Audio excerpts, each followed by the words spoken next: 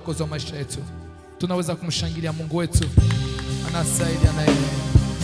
Asante kimbilio.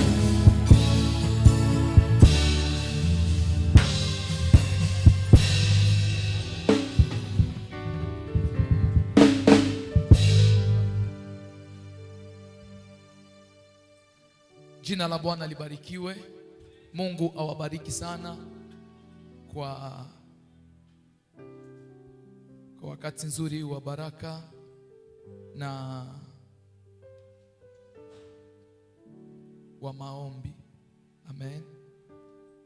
Ninaamini katika uwepo huu Mungu atafanya mambo makubwa na iko anafanya tayari. Haleluya. Tamaliza siku ya leo, wema wa Bwana na neema ya Mungu inatembea pamoja na wewe. Haja moyo wangu ni ili utoke hapa siku ya leo kutane habari njema nyumbani na kusubiri. Toke hapa siku ya leo, simu yako ikupe habari njema. Takapokuita iwe habari njema za faida, za kuinuka, za kupanda juu, za maendeleo, za baraka. Mungu akuneemishe katika jina la Yesu Kristo.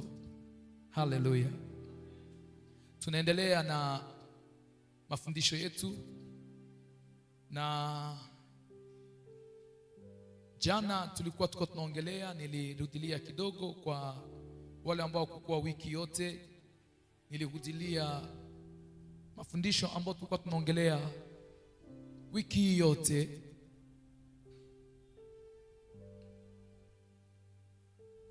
Kwa urefu kabisa, na waza siku ya Mungu naweza tena kuirudilia, sababu wengi hawafiki katika ibada za maombi, hatujue juu ya nini. Wengine wanakaa tu nyumbani, hawakuja kuprofite, lakini wakati wanakuambia juu ya maombi, nilisema tena ikuwe na kuwa occasion ya opportunité à ne pas rater.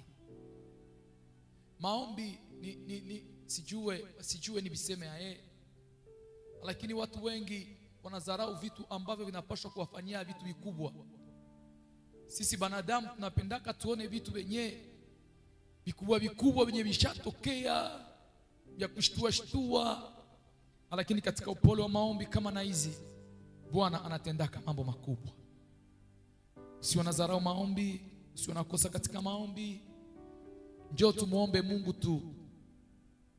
Kuna maombi mengine unaombaka leo yanakutia nguvu ambazo zitakutembeza hata miaka 10. Kuna maombi ambao unafanyaka zinalinda vizazi na vizazi.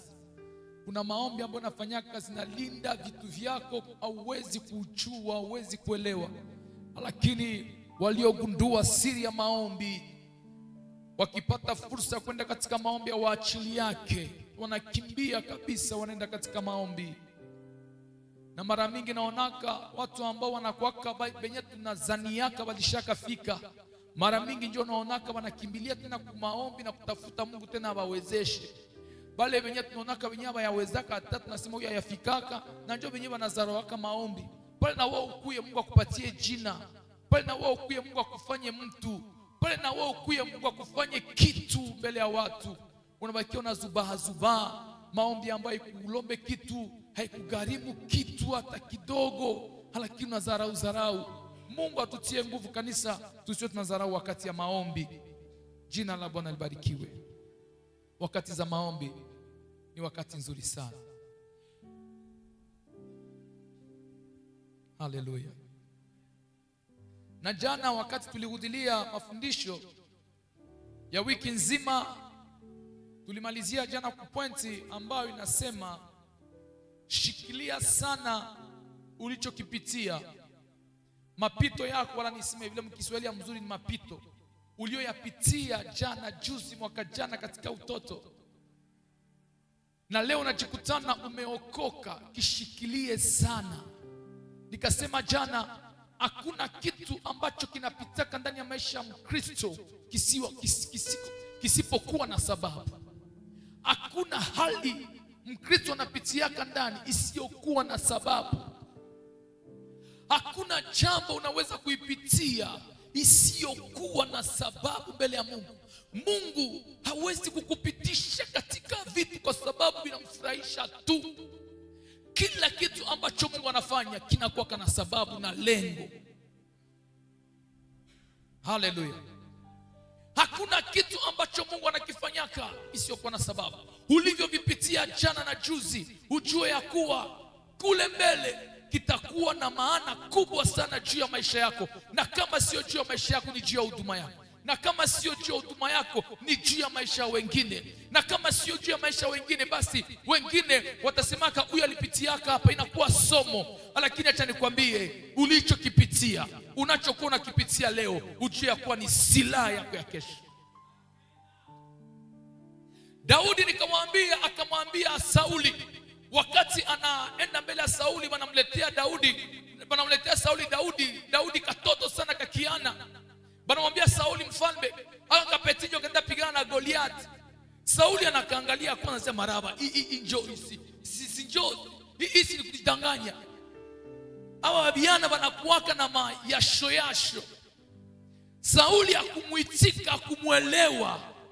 Sauli akasema, hiki akiwezekane wewe mtoto unaweza kupigana na Goliathi Goliathi ya kwanza ni jeshi tangu utoto wake.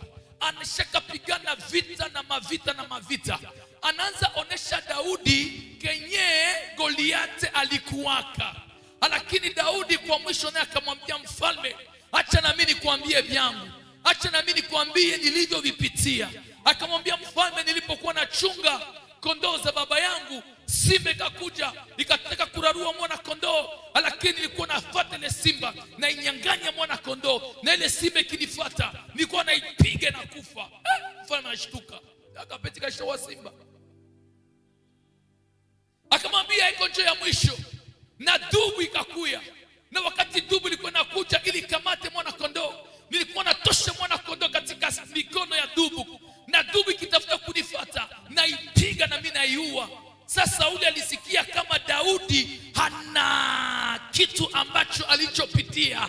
Biblia inasema Sauli akasema, basi kama ni vile uende, acha nikwambie ulioyapitia, vita ulivyovipitia jana, ujue ya kuwa ni silaha yako ya leo. Ujue ya kuwa ni nguvu ya imani yako ya leo. Ujue ya kuwa ni msingi wa imani yako ambao utaenda na wewe, ambao utapigana vita vyako. Sauli akasema, basi uende upigane. Nikwambie siku ya leo tena na kutangazia, ulioyapitia ni silaha yako ya leo. Ni imani, ni kitu kinachokujenga. Nikapanda tena juu nikasema, hata ni vibaya, hata ulipitia katika mambo mabaya na ukasema mie nilikuwa shindikana zamani, nilikuwa shindikana sana. Acha nikwambie, kama uliokoka, ile mshindikana yako leo inakuwa na maana. Nilikuwa Mbaraga juzi na jana, mie ndio nilikuwaka na tosha mamimba. Acha nikwambie leo, kama ushamjua Bwana, ulivyovipitia ni uwezo leo. Kuna watu ambao utashuhudia, unasema nilikuwaka lakini Bwana kaniokoa, nao wataokoka. Jina la Bwana libarikiwe. Usijali wanachokisema, jali Yesu aliyekuokoa leo. Vilivyopita vilipita, ni mapito, lakini ni uwezo wako, ni uwezo wa Injili, ni silaha ambayo Bwana atatumia ili watu wengi waokoke. Wakati nilikuwa katika gereza, sikuwa nayo kama kupitia yangu katika gereza itajengaka watu mingi sana.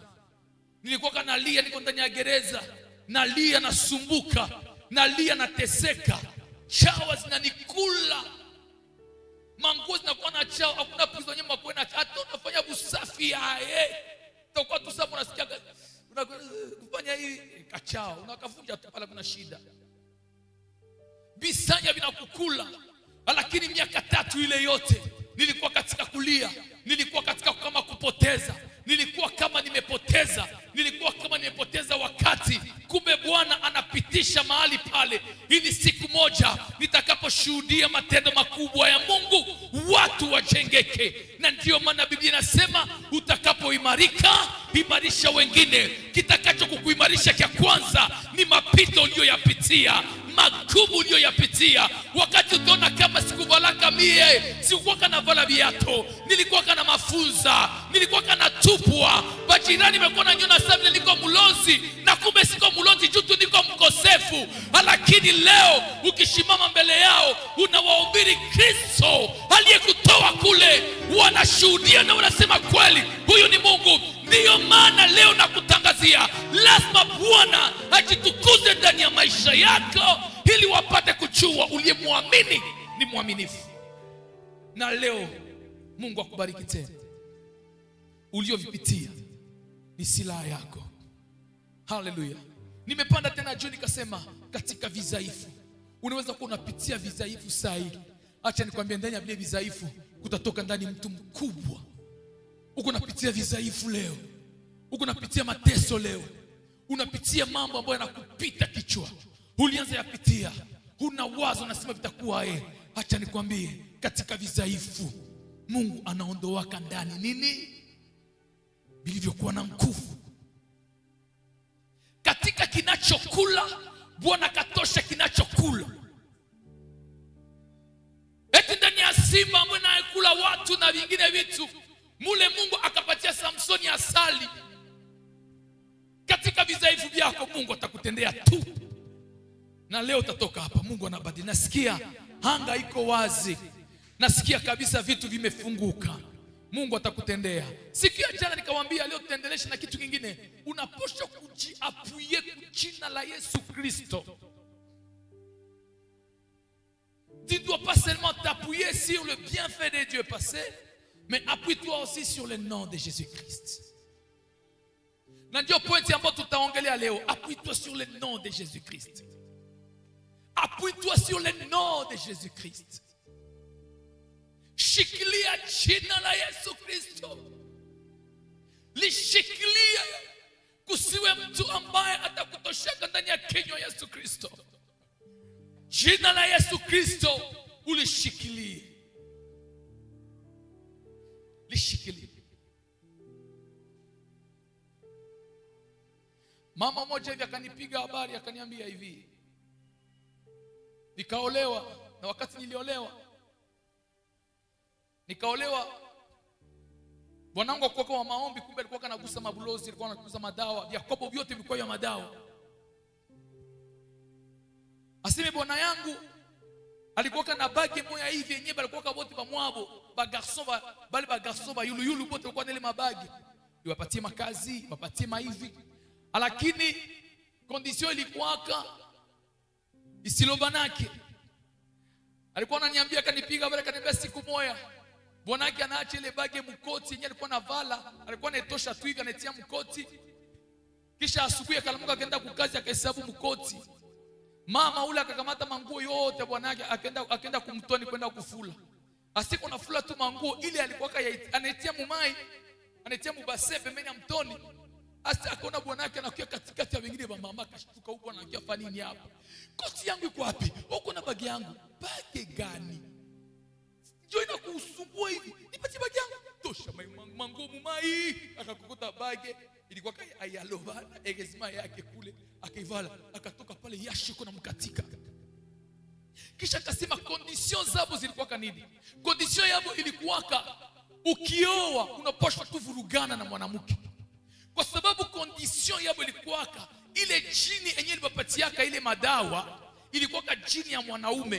Condition ilipatiaka ilibambiaka kila mwanamke mtakuwa mnaoa tutakuwa tunamchangia. Haleluya.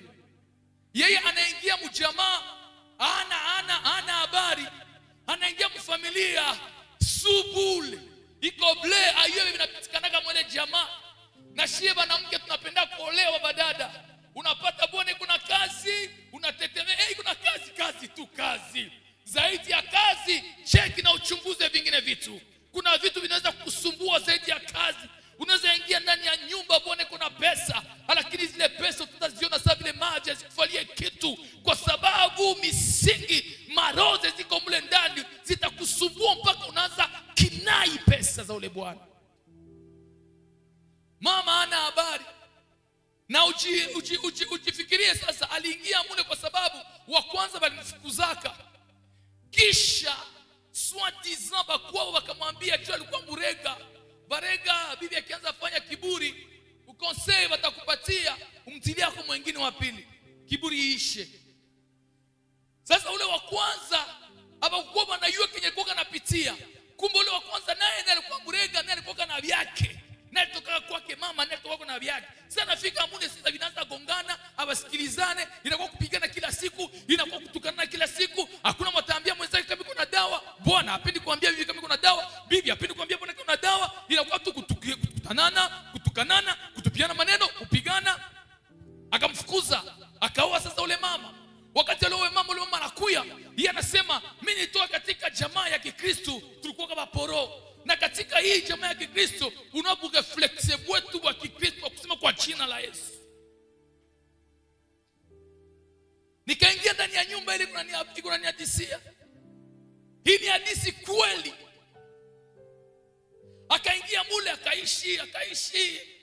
Kisha miaka fulani akakuwa anaanza sikia analala usiku, anasikia analala yeye na bwana yake, lakini usiku anakutana saa moja balisokeza bwana naye anasikia, anashtuka, nani kuna mgusa, anashtuka bwana yuko kule, lakini mtu kuna mgusa. Analamusha bwana yake, bwana hausikie kitu kipo hapa katikati yetu kinanigusa. Bwana selala bwana, acha wewe na maboga yako na nyie ba Kristo. Maboga yako ya nini ile? Bwana kumbe anajua, anaelewa bibi kunapitikana ni kope yake. Bikaendelea vile, anasema siku moja sasa kikatafuta kumkamata na kinguvu, kimubaki, kimuviole. Ile kulalamika tu kwa jina la Yesu, bora nakimbia. Bwana anaanza tukana mama, nini wewe na majina la Yesu? Toka na majina la Yesu, nini na majina la Yesu?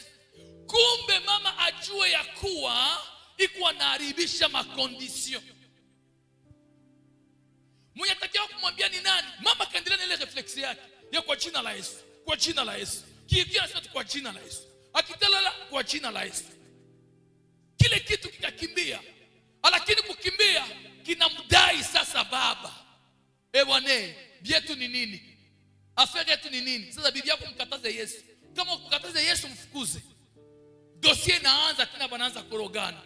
Wakati sasa huyu mama anaenda ongea na mtoto wa mkubwa wake, na ule mtoto akamuibia siri, akamwambia mama loko haujue kama bia mwetu inakuwaka vile. Njo akaanza muelezea habari. Mama akasema mimi najiretire. Akatoka na shakona watoto kama 12. Bwana siku alitafuta kufa, akasema mnitafutie ule bibi yangu. Kitu kenye mimi namdai tu anisame kubyote vibaya nilimfanyiaka. Mimi nilikuwa kompagani, Bwana kaanza tubu. Jina la Yesu ni jina kubwa. Jina la Yesu ni jina lenye uwezo. Usiachake jina la Yesu. Usishikilia sana jina la Yesu Kristo. Jia nini? Kwa sababu ndani ya jina la Yesu pana mamlaka yote ya huyu Yesu. Manake hakuna Yesu Kristo na hakuna jina lake. Banafanya kitu mahali ambapo jina la Yesu liko, Yesu yuko pale. Haleluya. Benye huyu Yesu kama mtu anaweza kufungua, jina lake linaweza kuifungua. Haleluya. Ndiyo maana inabidi ushikilie sana jina la Yesu. Zamani katika Agano la Kale, Musa aliambia kwa watoto wa Israeli katika amri 10 ya Mungu, usitaje jina la Bwana wako bure. Kwa sababu gani? Kwa sababu ilikuwa Mungu en person. Sasa usiziaki Mungu. Haleluya. Lakini katika Agano Jipya pana tofauti. Hii agano ilitupatia uwezo na mamlaka ya kutembea na jina la Yesu Kristo, kulibeba, kulitamka, kuongea nalo, kusema nayo, kutumika nayo. Hii tunayo uwezo. Haleluya. Acha nikupatie maexample fulani. Shatuombe. Qu'est-ce signifie au juste? Qu'est-ce signifie au nom de Jésus-Christ? Kwa jina la Yesu Kristo binamaanisha nini? Sikia pointi ya kwanza kinachomaanisha. Ce que signifie au nom de Jésus-Christ. Parce que c'est au nom de Jésus-Christ que nous prions. Alléluia. Le premier point, ça signifie sous l'autorité de Jésus-Christ. Kwa jina la Yesu Kristo. Manake wakati unatembea na kwa kusema kwa jina la Yesu Kristo, inamaanisha kutembea na uwezo ya Kristo. Haleluya. Ukisema tu kwa jina la Yesu Kristo, ni kusema kutembea na uwezo wa Yesu Kristo. Ile ni pointi ya kwanza. Wakati yote unatembea na jina la Yesu Kristo, jua ya kuwa uwezo wote wa Kristo uko nao. Pointi ya pili, kwa jina la Yesu Kristo, ou bien au nom de Jésus-Christ, signifie au travers de l'œuvre de Jésus-Christ. Kwa jina la Yesu Kristo, pointi ya pili, inamaanisha kupitia katika kazi za Yesu Kristo. Haiko kwa uwezo wangu, haiko kwa kazi zangu, haiko kwa mamlaka yangu, haiko kwa sababu nilifanya hiki, haiko kwa dhabihu zangu, haiko kwa sadaka zangu, lakini ni kwa kazi aliyoifanya kumsalaba. Maana ukisema kwa jina la Yesu Kristo, unataja kazi ya msalaba. Na unasema mie sina kazi nilifanyaka, mie sina uwezo, lakini nataja kazi ya msalaba. Haleluya. Ukisema kwa jina la Yesu Kristo, maana unataja kazi ya msalaba. Jina la Bwana libarikiwe. Inabidi ujue wakati unataja kwa jina la Yesu Kristo, nini ndio unakuwa unafanya. Unakuwa ya kwanza unatembea na uwezo wa Roho Mtakatifu ya Yesu Kristo. Kia pili, unatamka kazi ya msalaba. Maana unaambia shetani, wala unaambia ile tatizo, unaambia ile shida, kwa jina la Yesu mimi natamka kazi ya msalaba. Ni kama uko naombea mgonjwa, unasema kwa jina la Yesu Kristo. Ukisema vile, maana unarudisha kazi ya msalaba pale. Kwenye msalaba Yesu akasema yote yamekwisha, nimejifanya mgonjwa ili nyie mpate uponyaji. Ile sasa ukisema kwa jina la Yesu Kristo, ile neno inarudia, ninatumika ndani ya mgonjwa ule. Kama ni katika umaskini, njoo uko unaomba kwa jina la Yesu Kristo, inakuwaka inarudisha neno ambayo inasema nilijifanya maskini ili nyinyi mtajirike. Haleluya. Ndio kwa jina la Yesu Kristo. Le troisième point, au nom de Jésus-Christ, signifie sous le mandat de Jésus-Christ. Alléluia. Dis avec moi, sous le mandat de Jésus-Christ.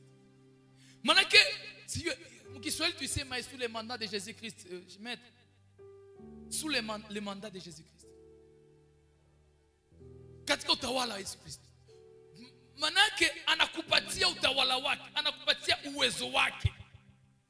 Manake wakati tunasema kwa jina la Yesu Kristo, Yesu anakupatia uwezo wake, wewe utumike nayo. Ndiyo maana watu ambao wanatiliaka wengine mkono, inakuwaka kwa sababu Kristo alimpatia uwezo wa kutia mkono, na akisema kwa jina la Yesu Kristo, ni ile uwezo ndio inashuka. Haleluya. Ndiyo maana sikia sasa hapa, inabidi uwe na imani kubwa, imani isiyotikisika kwa jina la Yesu. Imani yako ijengwe juu ya jina. Kwa sababu acha nikwambie, kuna watu wengine wanatumikisha jina ya watu na wakupatia uwezo wa kutumikisha ile jina. Nakumbuka siku moja tuko Kigali, niko na rafiki yangu mmoja hivi. Mama pastor alimuona hiyo tulienda Kigali. Ule bwana tellement alikuwa anafanana na apotre. Sasa Kigali akakwenda kwa restaurant za kabambi. Ile ma restaurant kabisa za gayari zile za kabambi.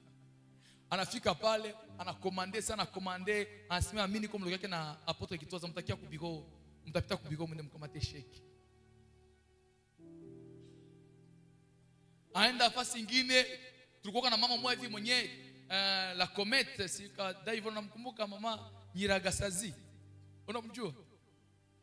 Ule alikuwa na manguo, hiyo kwa na shop ya manguo ya mzuri sana. Mkigali yote. Alikuwa anaingilia Mzayoni. Sasa alikuwa hivi ya mzungu. Sasa ule tipe alikuwa anaingia mwele botiki. Anampiga domo kisha anamwambia, "Tuna kama niko petit frère kitwaza, uende kule tu atakupatia sheki." Tellement ali exagere, akaenda mpaka Goma. Akafika Goma akutana mama mmoja wa Mnyarwanda kule kwa vitu ya maoro, akamfrape $12,000. Niko mlokea kia nani? Siku sasa mzee alisikia kaile. Akamshimamisha. Akamtenga. Akamwambia, "Wewe unabeba jina yangu? Nilikupatia uwezo ya kubeba jina yangu." Sasa wengine na watu wengi wanajipatia uwezo wa kubeba jina la Yesu, na Yesu akuwapatia ile mamlaka. Biblia inasema katika Matendo ya Mitume, watu ambao wakaenda kuvamia mapepo, walipofika katika mapepo wakaanza ikemea mapepo, kawaambia, "Ule Yesu ambaye mnamuongea tunamjua, ule Paulo mnayemuongea tunamjua, lakini nyie mko mnataya hii jina atubajue." Abakukutana ndani uwezo. Il y avait pas en eux le mandat de Jésus-Christ. Biblia inasema mapepo kawapiga, lakini wote waliompokea Kristo, kwa wote waliompokea Kristo aliwapa mamlaka ya kufanyika, manake akakupatia uwezo. Ndiyo maana wewe usijali, una uwezo wa kutumikisha jina la Yesu, na jina la Yesu linatumika. Hallelujah. 30e point, il est qu'on indique 1, 2, 3. Le mandat. Alors, le 3e point. Le 4e point. Si tu dis au nom de Jésus, veut dire pour Jésus. Alléluia. Très important. Inabidi tutembe. Donc, au nom de Jésus signifie encore pour Jésus. Ça veut dire quoi? Yote ambayo unaweza ifanya kwa jina la Yesu, ujue yako inapaswa kumhudulia Yesu utukufu. Donc si tu dis au nom de Jésus, magonjwa yapone, sio mie ndio naponesha, ni nani?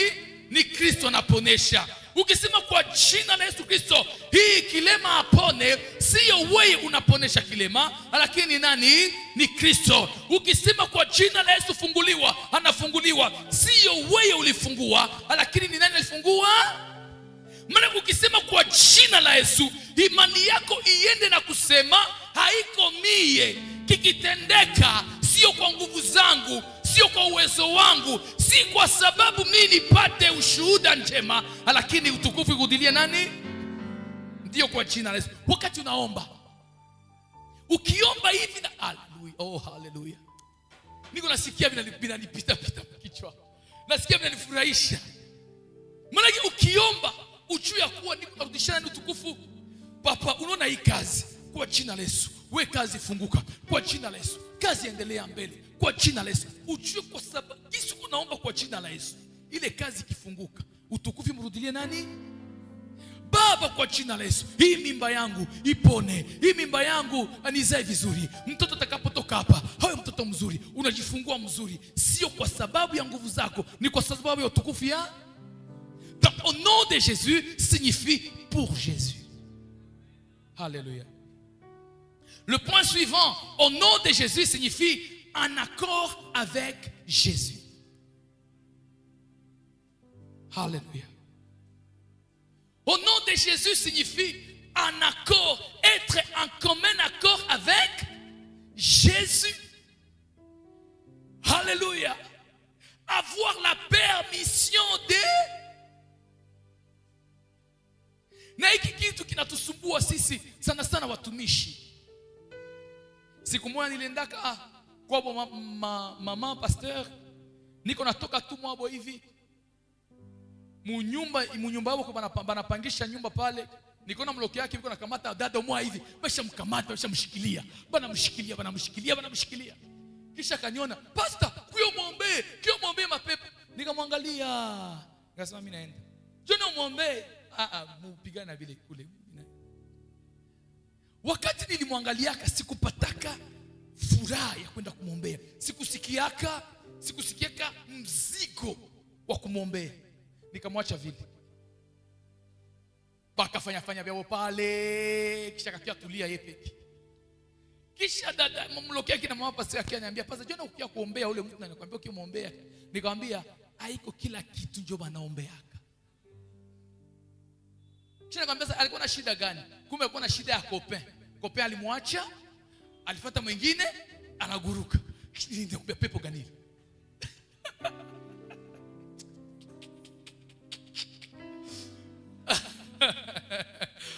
Haleluya. Jina la Bwana libarikiwe. Haiko kila kitu ndio unapaswa kimbilia yako. Chunga Bwana kutume. Ndio maana mnaonaka, si mnaona kisi makanisa zinayala hapa. Na mnaona makanisa ziendelee yake. Wengi wameanza makanisa lakini hawakutumwa na Kristo. Wengi wamejifanya watumishi lakini hawakutumwa.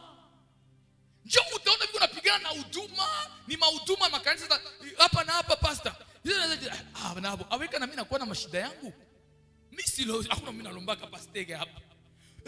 Ushona pastor yuko na mkutano aisha kuandikia faire part. Tuko na mkutano faire part upati wa Kristo Bwana. Mimi na pastor ni quel de faire part. Hallelujah. Kuna wengi sana kusaidiana na vibaya, haiko vibaya. Lakini wengi wamejituma kwenye shamba na mwenye shamba kuwatuma. Jo unaona wanafika kule wanaanza korogana na kuleta mambo ambayo haistahili. Sema jina la Bwana libarikiwe.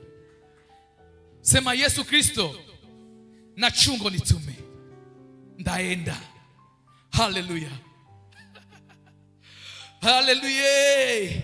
Kisha tuombe. Nasikia furaha leo sijue jua nini. Jina la Yesu Kristo. Alléluia. Ingine point ya kufuatia. Au nom de Jésus signifie en fonction de l'héritage que Jésus t'a donné.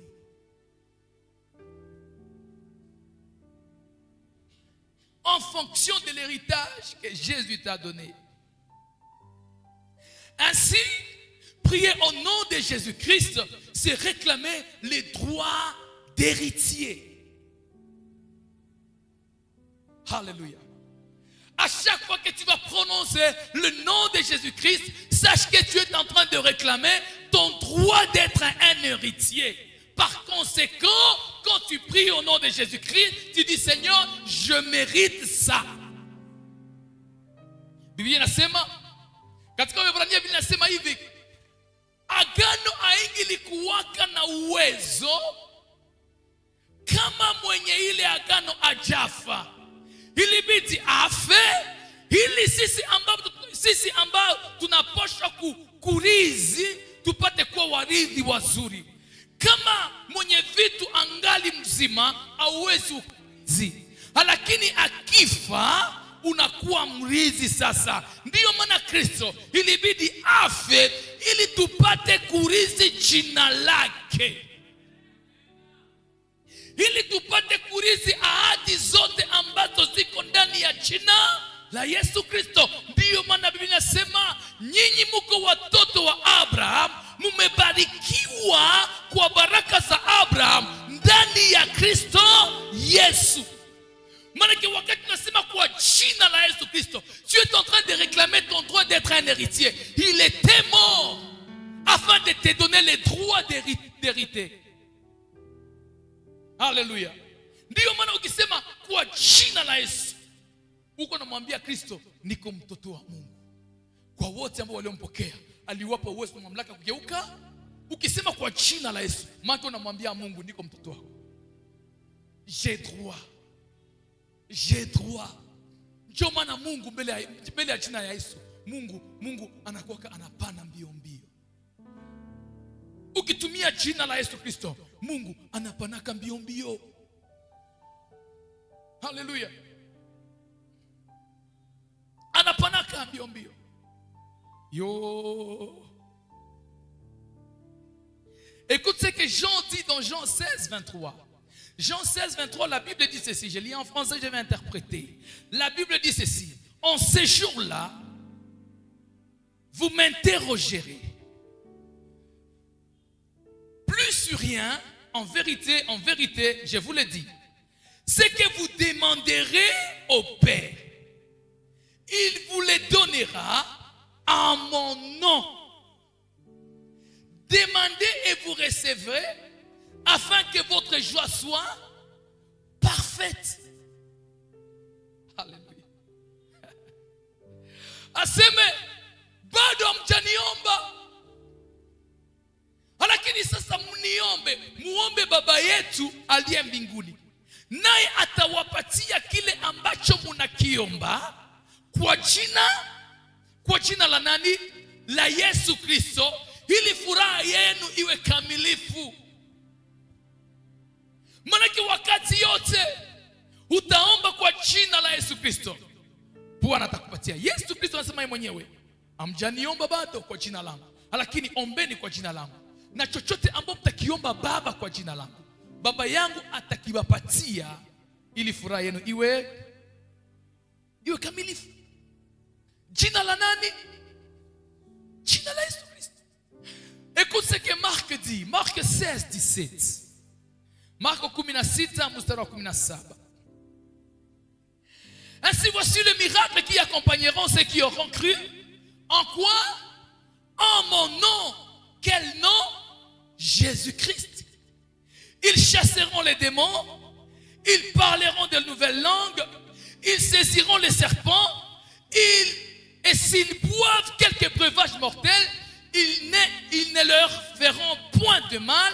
Ils imposeront les mains aux malades, et les malades seront. C'est au nom de. Donc s'il faut chasser les démons, c'est au nom de Jésus. S'il faut guérir, c'est au nom de Jésus. S'il faut ouvrir les portes, c'est au nom de Jésus. S'il faut saisir les serpents, unakamata kamlozi na mkono, unakambia wewe hautanifanya kitu kwa jina la Yesu Kristo, na hakitakufanya kitu. Utakunywa sumu kwa sababu ni kwa jina la Yesu. Ndiyo maana mahali pote unaenda, bakitia chakula, omba kwanza na uombe kwa jina la, kwa sababu anasema mtakunywa hata sumu, na ile sumu haitawafanya kitu kwa jina la. Wakati unaenda kukula, usikimbilie kunawa mikono na kuchasia mikono kumbugali. Temporize kwanza. Wanaitia hapa wanasema kwa jina. Unasema tu kwa jina la Yesu. Kuna vitu vinapitikana katika hali ya kiroho wenyewe hatujuake, lakini wakitufungula tu macho uone wenyewe vinapitikaka, unaweza shangaa. Nilikuwa nafuata habari moja ya un magicien mwenyewe aliokokaka, sijui kwa mama pastor alikuwa anipiga habari, alishuhudia kwa fasti mwako alikuwaka, akasema siku moja yeye kwa magicien, sababu magicien akitamani mwanamke anaenda tu mwako, anafika mwako, akikala tu mkiti anainvoke, akiinvoke hauwezi kumupita, hata unaenda hauwezi. Sota maliza Yesu we, bwana wangu nilifanya nini? Bwana wangu nilimkosea. Haiko wewe, ni mapepo. Huyu bwana na wakati anafanya aseme nikilala na bibi wa Bwana nguvu zinapanda na kuwa na uwezo. Nikitafuta nyingine uwezo mule mumonde yao kule ya mashetani, naenda tafuta mwingine bibi wa Bwana. Maana yeye dossier yake na mission yake ilikuwa kuua mabunyumba. Ndio maana zingine mahewa zinaingia katika majamaa, ni mahewa ya mapepo. Wakati kuna vitu vingine mlishaka achia wa pastor, ni vya Wakristo shie bote. Mtu anaingia mwako, mwambie tushukuru Mungu. Mtu anaingia tu mwako, mwambie tushukuru Mungu. Baba, tunasema asante kwa mgeni ambaye amefika. Si tu mwenyewe ujue. Hata ndugu yako basi unamjua mlije, lakini mwenyewe ujue, anekala tu tushukuru Mungu Bwana. Na ukisikia haya uende mshambre tu, sema kwa jina la Yesu kilikuwa kite kule mimi nakipinga. Ukitamka tu jina la Yesu, ukitamka jina la Yesu, mapepo yanafanya nini? Yanakimbia. Anaingia mnyumba ya ule mama, alisharibisha mabunyumba ya watu. Anaingia mnyumba ya ule mama, anakaa. Ule mama alikuwa Mkristo, akamwambia tushukuru Mungu. Baba, kwa jina la Yesu tunashukuru Mungu, kwa sababu tunakushukuru kwa sababu ya mgeni huyu ambao umetuletea. Basi yote ambayo tuongea mahali hapa iwe chini ya uvuli wa Roho Mtakatifu kwa jina la Yesu Kristo. Unasikia kama maombi ka udhaifu, kenyakako karefu, kenyakako kakulalamika, lakini kikanakia kuibukle le nom de Jésus. Wakati tunasema kwa jina la Yesu, anafungula macho, anakutana mwembo iko na ngoroma. Ona tu aka ka distance. Bwana Yesu, tunakushukuru kwa mgeni ambao umetupatia, yote ambayo atapitia mahali hapa tutaongea iwe chini ya uvuli kwa jina la Yesu Kristo. Mtu yuko nalala. Asa alipigaka pongi mpaka kenze na bakamwacha alale. Kenze kanashtuka, niko wapi? Ulikia tutembelea, hakuna kiulisema, ukalala. Tukawaza unachoka, akasema tukuache ulale basi kwa kiti. Siko mgeni. Sawa, asante sana. Minen. Unawashiwa. Jina la onode. Haleluya. Ona hata uko mbotike yako. Joma na watu wengi amjuaje. Ama kuna watu wengi wanaibiwa kwa hiyo balibiwa. Uliuzisha bien, uligudisha bien, lakini sio unakia clôturer unakuta franga zilipotea. Ingia mdepo ya kusema baba, chote kile kitapitika mwae mchana kwa jina la Yesu. Chini ya mamlaka yako. Sema tu vile. Haleluya. Niliwaambia mahali ambapo Kristo iko, jina lake lipo. Mahali ambapo jina la Kristo liko, Kristo iko. Atabakia pale mchana mzima. Iko na chunga. Pima uingie pale. Na uko na kakitu kako. Utakimbia mwele butiko na uterudia tena. Haleluya. La Bible dit, ils chasseront les démons en mon nom. Ils parleront des langues nouvelles. Ils saisiront les serpents. Et s'ils buvaient des breuvages mortels, haitawafanya kitu. Magonjwa yatapona. Haleluya.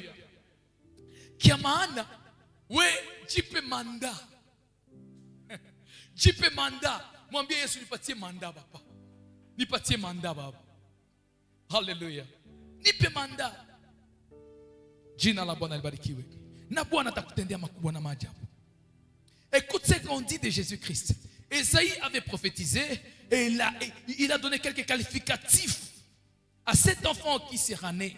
Ésaïe 9:6, la Bible dit, car un enfant nous est né, un fils nous est donné, et la domination reposera sur ses épaules. On l'appellera admirable, conseiller, Dieu puissant, Père éternel, prince de la paix. Wakati unasema jina la Yesu Kristo, c'est l'admiration qui vient de toi. Wakati unasema jina la Yesu Kristo, c'est tous les conseils qui descendent vers toi. Wakati unasema jina la Yesu Kristo, c'est le Dieu puissant qui descend. Wakati unasema kwa jina la Yesu Kristo, c'est le prince de paix qui descend. Hallelujah. Tamka jina la Yesu. Jina kubwa. Mais c'est que j'aime plus ce verset de Philippiens 2:9. Écoutez ce que la Bible dit. C'est pourquoi aussi Dieu l'a souverainement élevé. Il a élevé qui? Jésus-Christ. Philippiens 2:9. J'aime bien ça. C'est pourquoi aussi Dieu l'a souverainement élevé. Il lui a donné le nom qui est au-dessus de tout nom, afin qu'au nom de Jésus, tout genou fléchisse dans les cieux et sur la terre, et que toute langue confesse que Jésus-Christ est Seigneur. Hallelujah. Jina la Bwana libarikiwe. C'est pourquoi Mungu akamuinua juu sana. Akainua jina lake juu sana. Jina la nani? La Yesu Kristo. Mungu akainua jina lile juu sana. Akaliinua juu sana. Hapana juu sana tu, lakini aliliinua juu zaidi ya majina. Maana yake kulikuwa makalifikasyon, makalite, kulikuwa tuseme ordre croissant et décroissant ya majina. Na wakati Mungu alianza hesabia ile maordre na kuziona, akaona kuko mfalme, kuko baba, kuko sijue nani, kuko president, kuko mfumu, kuko iki. Bwana Mungu akainua jina la Yesu Kristo juu ya majina yote. Nikutangazia ya kuwa kila kitu ndani ya dunia hii kina jina. Kama ni magonjwa jina yake sida, kama ni magonjwa jina yake kanser. Acha nikuambie kila kitu kina jina, lakini juu ya ile majina yote Mungu alitia jina la nani? La Yesu Kristo. Na kulitia juu tu ni ili kila goti la lile majina lifanye nini? Likunjwe na kila ulimi likiri. Ndiyo maana leo tutakiri jina la Yesu. Ili magonjwa yako ipige magoti, tutalitamka jina la Yesu. Ili mashida yako ipige magoti, tutalitaja jina la Yesu. Ili tatizo lako zipige magoti, tutalitaja jina la Yesu. Ili bule bufumu na bulozi bote buko bunakufuata, bunafuata batoto yako na kazi yako, bukunje magoti. Haleluya. Asante. Mwanzo nitafutia kanyimbo ka Yesu. Nyimbo gani ya Yesu utaimba? Kisha tuanze tamka jina la Yesu. Huyu Yesu rafiki. Mwanzo katarishi. Haleluya. C'est pourquoi aussi Dieu l'a souverainement élevé. Akumuinua tu juu ya majina, lakini jina yake ukilitaja, majina mengine yote yanafanya nini? Yanapiga magoti.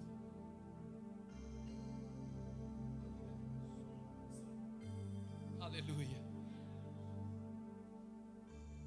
Il a reçu les noms au-dessus de tous les noms.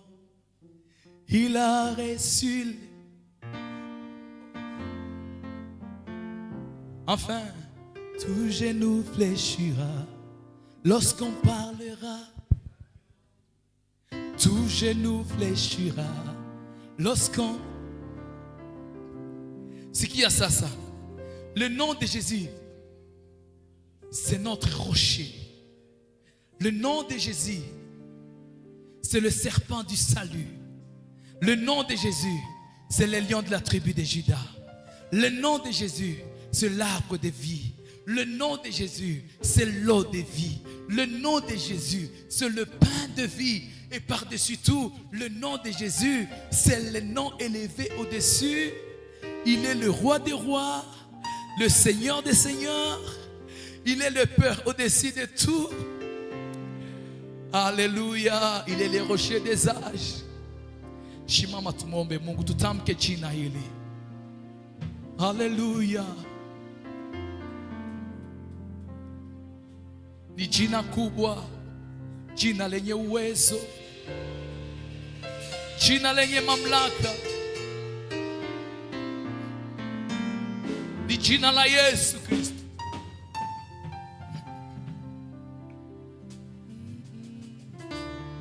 Yesu, huyu Yesu, rafiki mwema. Yesu, ninamupenda.